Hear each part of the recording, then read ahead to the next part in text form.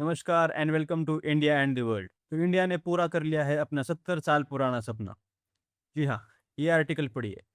Prototype fast breeder reactor at Kalpakkam Tamil Nadu attains first criticality. अगर आपको पता नहीं है तो इंडिया साल में जितनी इलेक्ट्रिसिटी जनरेट करता है उसमें से 3.1% इलेक्ट्रिसिटी न्यूक्लियर रिएक्टर्स से आती है।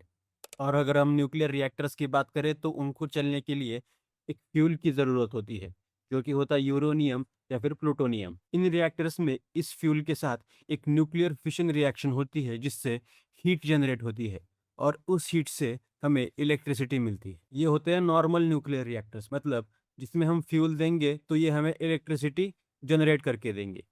लेकिन इंडिया ने जो अभी अचीव किया है वो इससे काइंड ऑफ डिफरेंट है। इंडिया ने अभी प्रोटोटाइप फास्ट ब्रीडर रिएक्टर बनाया है। ये नॉर्मल न्यूक्लियर रिएक्टर से डिफरेंट होता है।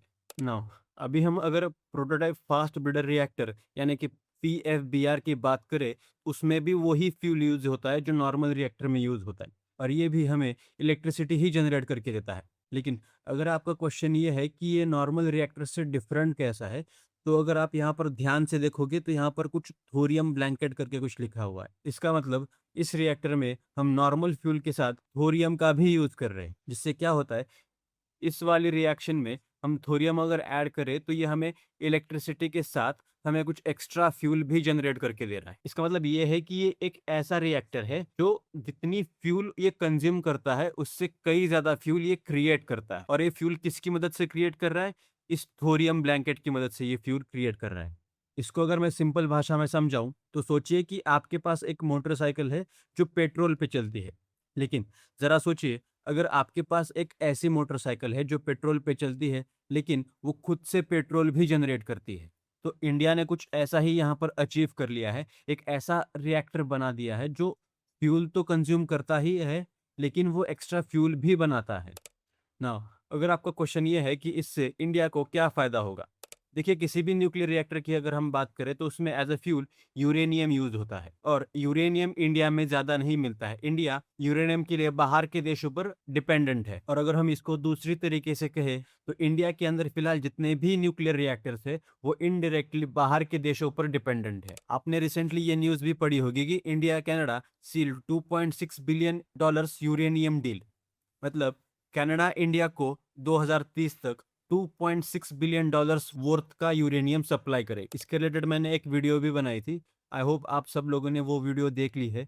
अगर नहीं देखी है तो मैं आपको ये सजेस्ट करूंगा कि आप वो वीडियो ज़रूर देखें। तो ऐसे इंडिया मोस्टली बाहर के देशों पर डिपेंडेंट है फॉर इट्स न्यूक्लियर रिएक्टर्स। हमारे न्यूक्लियर रिएक्टर्स के लिए जो यूरेनियम चाहिए होता है वो मोस्टली हम बाहर के देशों से इंपोर्ट करते हैं। लेकिन अभी जो इंडिया ने अचीव कर लिया है उसमें अगर आप देखो तो जो आउटपुट है उसमें ही हमें यूरेनियम मिल रहा है। जो पीएफवीआर है उसकी रिएक्शन का जो आउटपुट है उसमें हमें इलेक्ट्रिसिटी तो मिल ही रही है, उसके साथ साथ हमें कुछ एक्स्ट्रा फ्यूल भी मिल रहा है जिसकी वजह से हमें यूरेनियम अभी हम क्रिएट कर पा रहे हैं। हमें बाहर के देशों से इंपोर्ट करने की जरूरत नहीं पड़ेगी इन फ्यूचर ना। अगर आपका क्वेश्चन ये है कि ये क्रिटिकलिटी का मतलब क्या होता है, ये एफबीआर ने क्रिटिकलिटी अचीव कर ली, मतलब ये जो अभी रिएक्टर है वो अब सक्सेसफुली स्टार्ट हो गया है और इसके अंदर जो चेन रिएक्शन हो रही है वो स्टेबल है और कंट्रोल्ड है।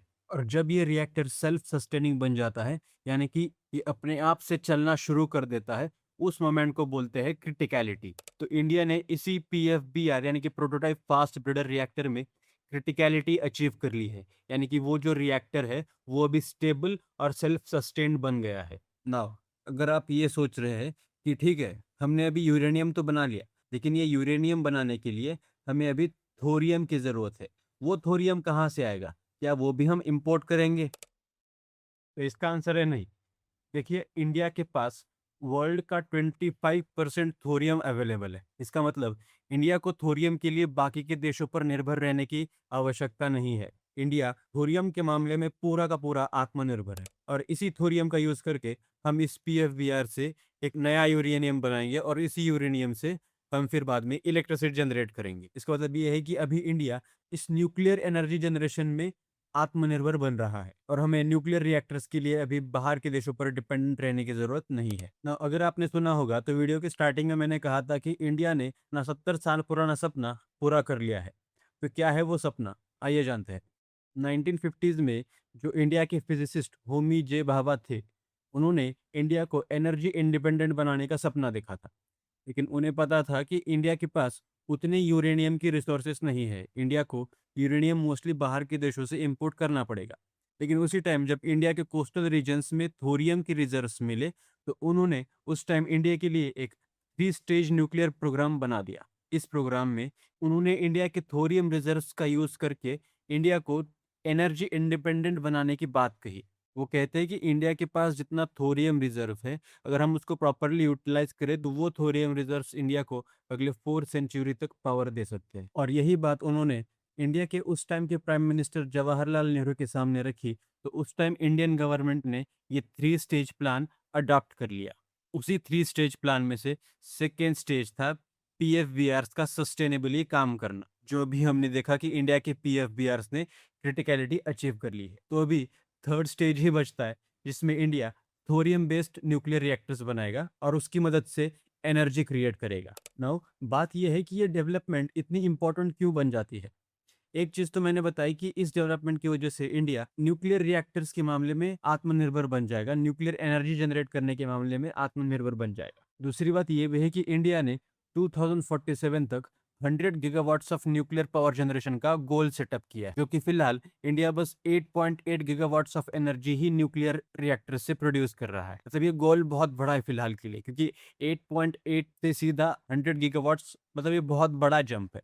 लेकिन इसी जंप को आसान बनाने के लिए अभी जो ये डेवलपमेंट हुई है, वो बहुत बड़ा रोल प्ले करेगी, क्योंकि India will be self sufficient in the nuclear power generation. तो हमें बाकी के देशों पर डिपेंडेंट रहने की जरूरत नहीं है, और इसकी वजह से इंडिया स्पीड से न्यूक्लियर रिएक्टर्स बना के ये गोल आसानी से अचीव भी कर सकता है ना।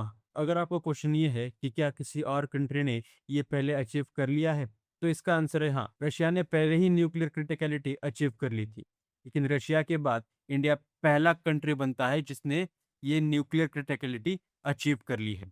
इसका मतलब दुनिया में अभी बस 2 ही देश है जिन्होंने ऐसा रिएक्टर बना दिया है जो जितना फ्यूल खाता है उससे कई ज्यादा फ्यूल जनरेट भी करता है। और अगर हम बाकी कंट्रीज की बात करें तो चाइना और जापान फिलहाल ट्राई ही कर रहे हैं, और यूएस में कॉस्ट और पॉलिटिक्स की वजह से ये प्लान ड्रॉप ही कर दिया है। तो फिलहाल दुनिया में बस 2 ही देश है जिन्होंने ये फीट अचीव कर लिया है। तो हाँ, I would say it is an proud moment for all the Indians. और अगर हम पावर जनरेशन की बात करें तो मैं तो कहूँगा कि इंडिया का फ्यूचर इस मामले में तो ब्राइट ही है। देखिए, इंडिया एक डेवलपिंग कंट्री है, और जैसे जैसे इंडिया ग्रो करेगा उसकी पावर नीड्स भी बढ़ती रहेंगी। तो इंडिया को अपनी पावर नीड्स के साथ साथ अपनी जनरेशन कैपेसिटी भी बढ़ानी पड़ेगी। तो इसलिए मैं कहूँगा कि ये जो अभी इंडिया ने फीट अचीव कर लिया है वो बहुत ही कमाल का फीट है, और इससे इंडिया की ग्रोथ में भी मदद मिलेगी। तो जी हाँ, ये न्यूज़ तो बहुत कमाल की है। तो मैं आप सभी को सजेस्ट करूंगा कि इस न्यूज़ को फॉलो करते रहिए।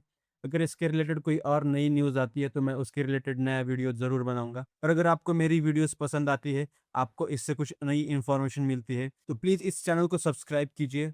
और अगर आपके पास कोई मेरे लिए सजेशन है तो प्लीज़ कमेंट करके मुझे ज़रूर बताइए। मैं आपको मिलूंगा अगली वीडियो में। तब तक के लिए धन्यवाद।